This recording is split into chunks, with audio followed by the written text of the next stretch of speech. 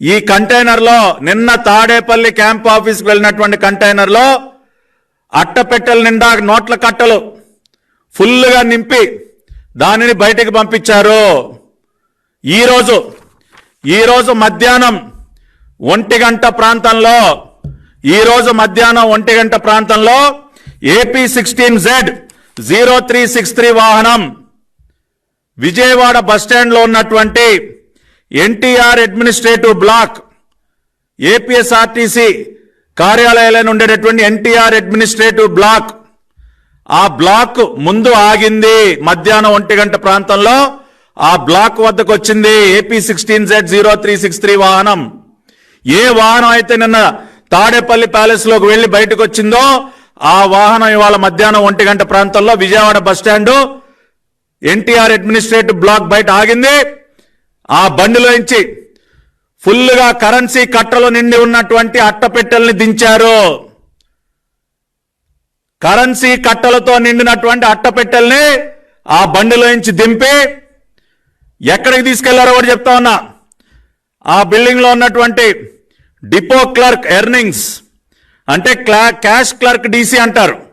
Depot clerk earnings ఆయన గదిలోకి తీసుకెళ్లి అక్కడ లెక్క పెడతా ఉన్నారు. ఇప్పుడు ఈ నిమిషాన్ని కూడా కౌంటింగ్ జరుగుతా ఉంది. నేను ఛాలెంజ్ చేస్తా ఉన్నా, ఇవాళ మీడియా ప్రతినిధులు ఎవరైనా సరే మీరు విజయవాడ బస్టాండ్కి వెళ్ళండి, ఎన్టీఆర్ అడ్మినిస్ట్రేటివ్ బ్లాక్ దగ్గరికి వెళ్ళండి, అక్కడ ఉన్నటువంటి ఉన్నతాధికారులని CCTV ఫుటేజ్ చూపించమని చెప్పండి.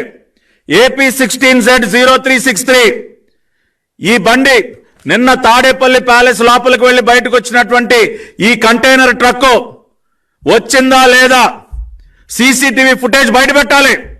ఇవాళ RTC యాజమాన్యాన్ని తెలుగుదేశం పార్టీ పక్షాన్ని డిమాండ్ చేస్తూ ఉన్నాం.